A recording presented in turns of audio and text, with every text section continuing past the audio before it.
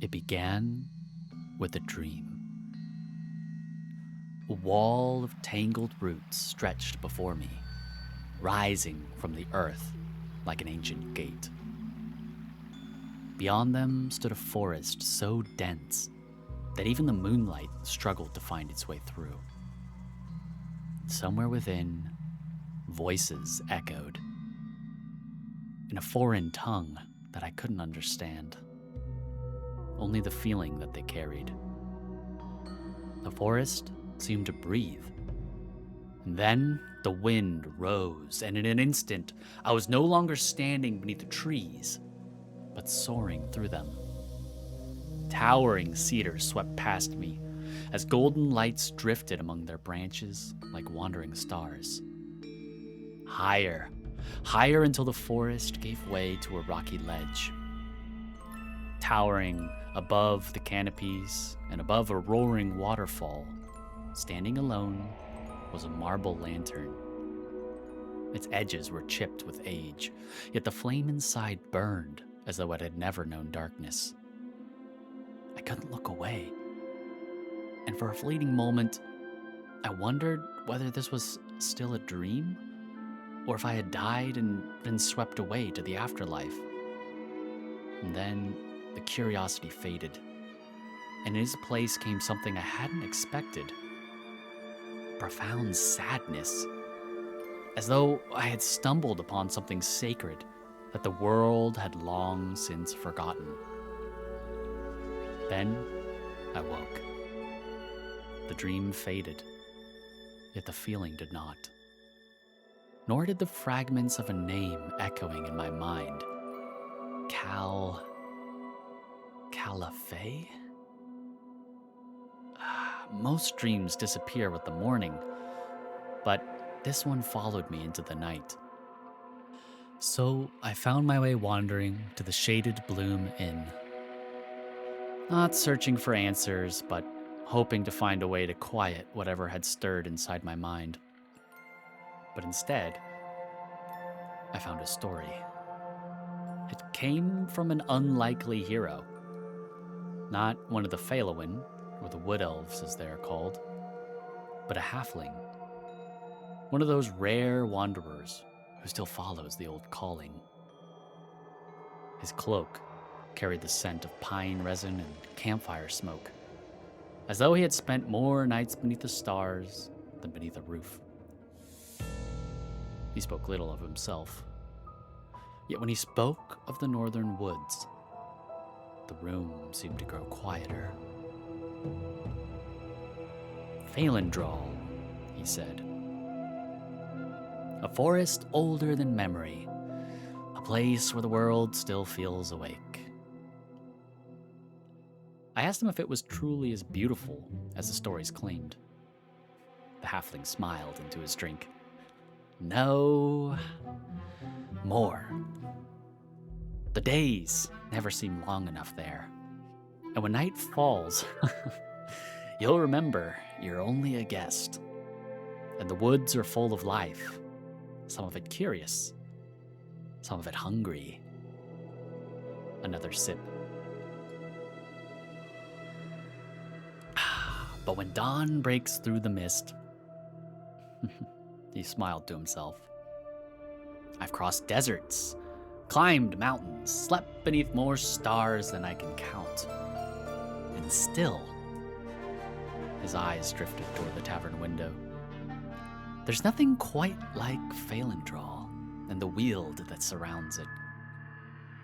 As the evening wore on, his stories wandered elsewhere. Orcs. The restless dead. Old roads and broken bridges. The sort of tales every traveler eventually collects. But then he mentioned a word. Calafrey. The name caught me immediately. It wasn't one I heard much in Night Harbor. At least, not in recent memory. I asked him what it meant. He shrugged. Old history. The kind most folks stopped caring about. He swirled what remained in his mug. I had once been sent out to scout some ancient arches and meander around broken roads. It's just the remnants of something greater than what stands there now. I waited for him to continue, but he never did. Conversation drifted toward weather, trade, and rumors from distant settlements. Yet somehow, that single word lingered long after the others had faded. Calafrey. Eventually, the halfling finished up his drink and wished me well, disappeared into his room. The tavern slowly emptied and stories gave way to silence. Outside, Night Harbor waited beneath a sky heavy with gathering clouds, the scent of rain heavy in the air.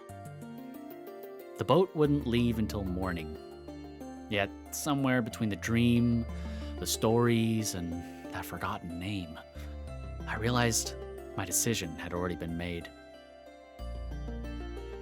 I wandered to the harbor one last time. Stars shined brightly, and the moons as well.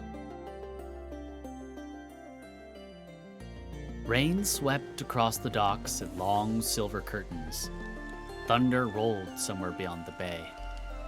Ships rocked gently against their moorings, and the fire casted ribbons of gold across the dark water. Finally, morning arrived, beneath a sky washed clean by the storm. I wasn't able to sleep that night, but I was ready. The voyage north lasted the better part of the day. The rain continued to fall, and lightning flashed across Night Harbor's skyline. But as I pulled further and further away from the city, blue skies appeared, and the journey finally started to feel real.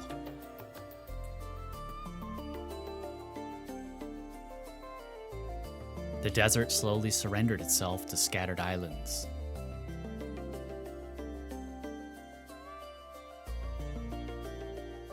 The islands gave way to cliffs.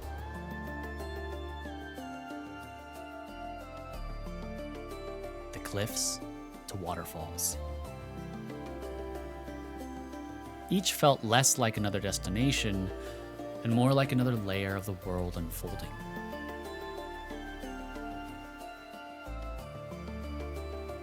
Keeper's Bite was the last familiar place before the wilderness claimed the road. Timber bridges stretched beneath towering trees. The air grew cooler. The scent of salt slowly faded beneath moss and pine resin. The forest no longer waited on the horizon. It surrounded me. And by the time I had reached the thorny gate that I had seen in my dreams, the sun had already disappeared behind the mountains. The journey was over. Yet somehow, it felt as though something else had only just begun. As I left the Keeper's Bite behind me, I passed beneath the ancient arch the halfling ranger had mentioned. I saw the same golden green lights from my dreams dancing in the trees. Then I saw the lift. I made my way up the elevator to Faelindral. The inn was quiet, simple and warm. Not home, but comforting in the way only distant places can be. Like arriving in a country you've dreamed of visiting for years. Every instinct told me to keep walking, to explore beneath the moon, to lose myself amongst the lanterns and ancient trees. But the road had claimed its toll, and the sleep came quickly. And before the world faded into darkness once more, I thought of the lantern, the dream, the forgotten name. Somewhere beyond the bounds of Faelindral, beneath the ancient canopy of Evershade, something was still waiting. Tomorrow, I would answer.